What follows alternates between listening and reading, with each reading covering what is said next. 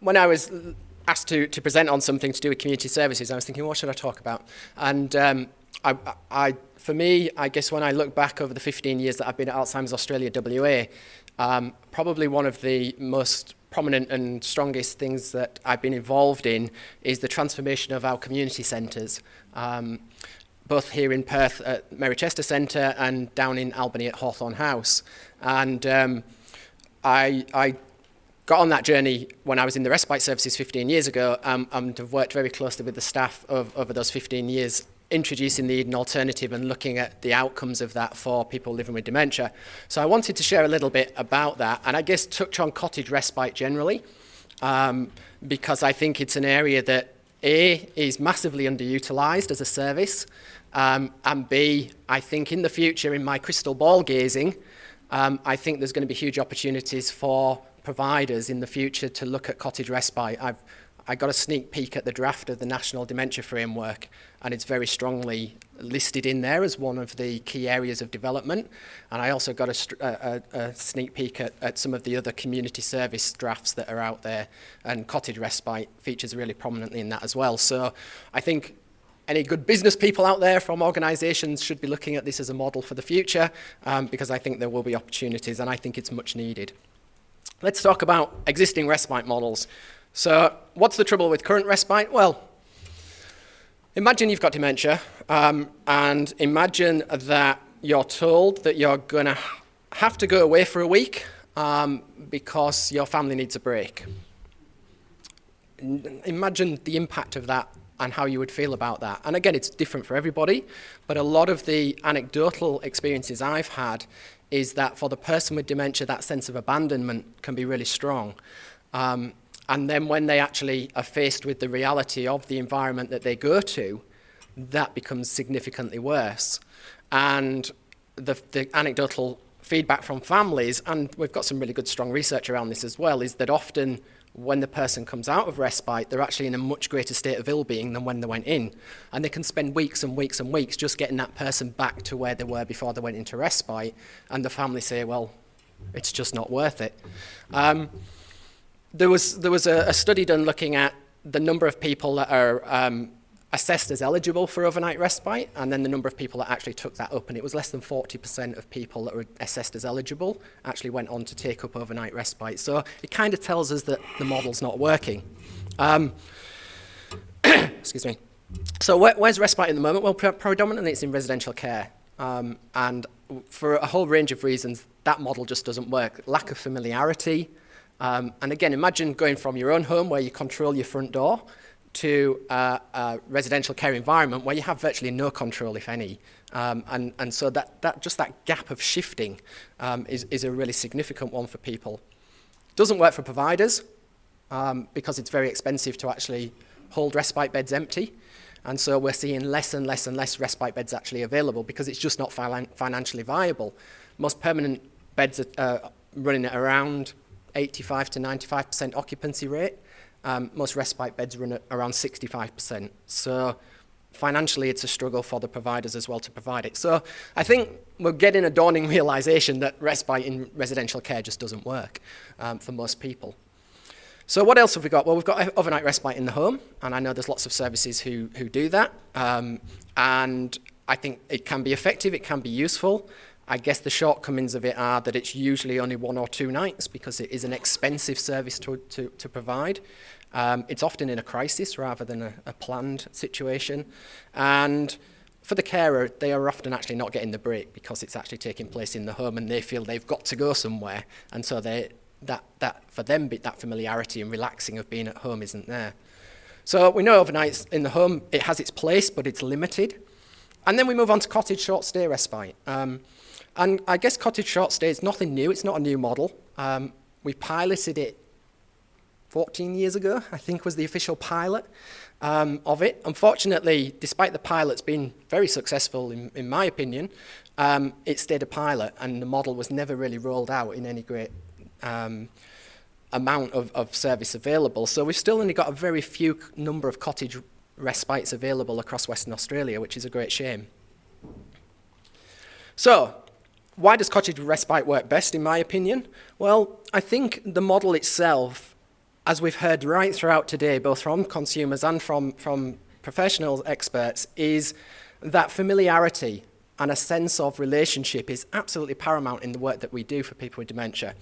And what we found in the Cottage Respite that we run down in Hawthorne House is that by introducing people into the house in a very informal, casual basis, that builds up that familiarity and relationship both with the other club members and with the staff, when it then comes time for them to actually come and stay for a few nights or a week, that familiarity for them's already there.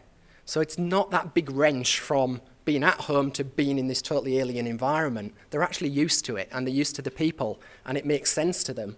And so the outcomes of that we've found for the research that we've done in the model is that they actually come out in a better state of well-being than when before they started the respite. And for the family, that's just as important as getting the break. All the research that we've got shows that for the family, there's two things they really need. They need the break, and they need to know that their person is in a state of well-being and will be when they come home. So we found that this new model of idea of cottage respite, where you just gradually introduce people into the environment, and then they move on to actually staying over for a few nights, is by far, we think, the most beneficial way of providing overnight respite. I think as well, when you think about the number of day centres, as we've built and have traditionally had, it always made no sense to me that day centres close at 5 o'clock, or 3 o'clock, some of them. And then you've got this wonderful facility that's purpose designed and that's enabling and that's got all this potential sat empty for actually most of the day, most of the 24 hours. So if we can actually start to build bedrooms onto those day centres, then we can start to shift to actually utilising the buildings for the full 24 hours, 7 days a week, which, again, I think just from economics makes sense. Why would you want to spend that much on capital investment just to sit empty most of the time? The Eden alternative model, and I guess I will have a disclaimer here because I am a director of Eden in Oz, a volunteer director. And I became a director really because of the journey that we've been on with the Eden alternative and the difference that I've seen it make in our care environments. And so when I saw that it was actually a model that would help us to introduce person-centred care in a different way, then I came to realise that this model actually has got something about it and more people need to know about it. So what is it? Most people get confused with it. Most people see the human habitat stuff, which is the children and the dogs and the plants and the beautiful home-like environment, and kind of think that that's the Eden alternative, and it's not. That's the end of the journey. That really is the end of the journey. That's literally 5-7 years down the track. It's really a culture change movement. It's about how do we do this thing called person-centred care? What do we need to do as an organisation? What do we need to do as leaders?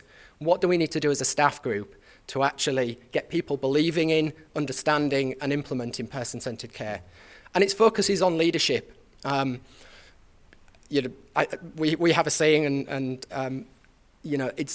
it's not a surprise because it's in person-centred care as well, that there is no substitute for wise leadership, and it's absolutely true. So if your leaders are not on board, then your poor staff are actually on a hiding to nothing generally. It's about empowerment, and for a risk-averse industry, the notion of empowerment is actually really scary. For all of us in community and residential and hospitals, we actually feel really safe in institutional environments as an organisation because we have policies that dictate everything. We are risk averse. We minimise the opportunity for risk to happen. But of course we know what happens when you wrap people in cotton wool and how it diminishes opportunity for living. So I'm not saying that we throw away duty of care, excuse me, but we accept that risk is part of life. And we empower staff. We empower the staff to make the decisions. We empower the clients to make the decisions. We empower the families to make the decisions. And with empowerment comes information, knowledge, trust. You've got to have trust because it will go wrong. It'll go pear-shaped. And if you don't trust your manager above you, then you're not going to be willing to put your neck on the line to make those types of decisions. And that flows all the way down from the board to the CEO, to the senior management, to the team leaders, to the care staff, to the clients. So there's got to be a level of trust there and an understanding that it will go wrong sometimes, and it's nobody's fault, we just learn from it. And it's based around human needs, ultimately, not around organisational needs, not around service needs, not around financial needs. And look, all of those things exist, and we can't just get rid of them. but primarily our decision-making factors become our human needs areas. And again, that's really challenging for institutional organizations because it's a really scary space. So we're moving from an institution to a person-centered environment, and really, I guess the end outcome of it is that it shifts to meaningful engagement. And if you go down into Hawthorne House, if you come to Mary Chester Centre, and I know there's other centres that are using similar models, if not the same one, look at what the clients and the club members are doing. They're not spending the day playing bingo. Some of them will play bingo because they like to play bingo, but a lot of it's around meaning and purpose. And you can only develop a meaning and purpose activity program if you know the person. And if you've got staff that are into spontaneity, if that they understand a variety in program, and they're not locked into activity programming for the month ahead. And I guess the other thing that we're looking at in the Eden model is around how it links to wellness, and we know that wellness is a model throughout our HAC services. And I think when we look at the notion of helplessness, which is one of the plagues of Eden that we talk about boredom, and we talk about loneliness, and we talk about helplessness.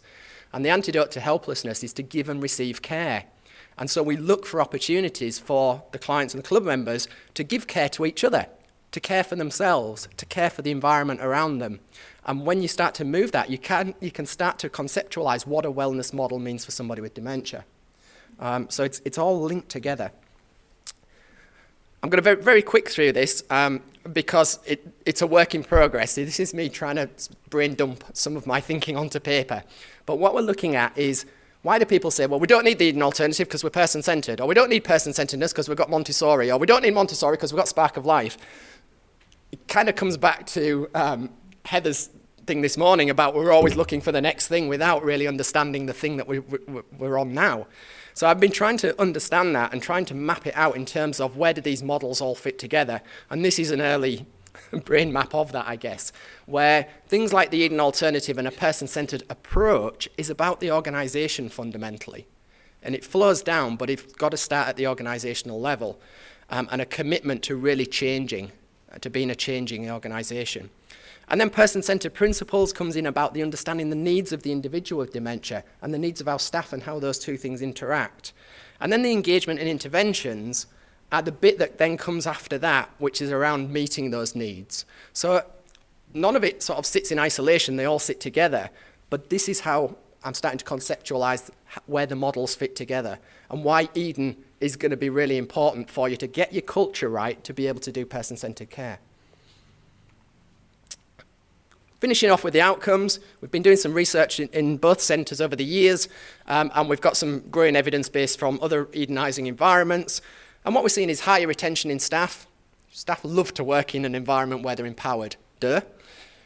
Easier staff recruitment, you know. People come and say, have you got a job? Can we work here?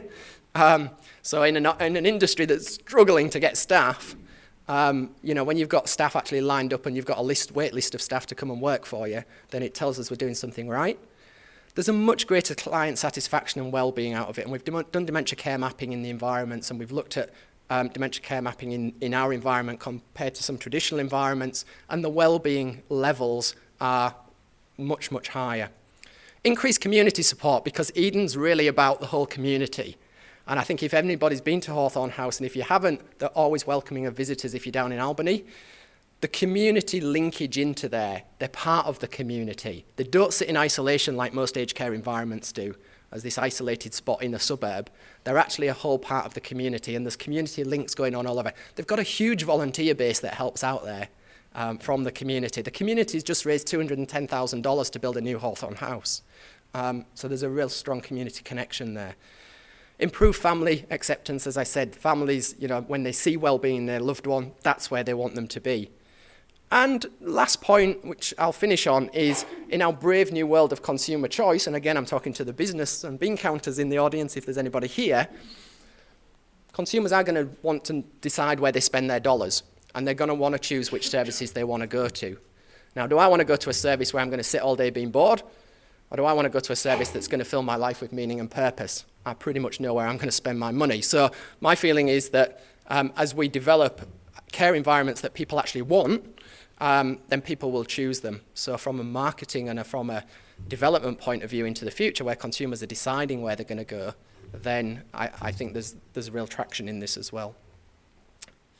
very brief. I could have gone all day.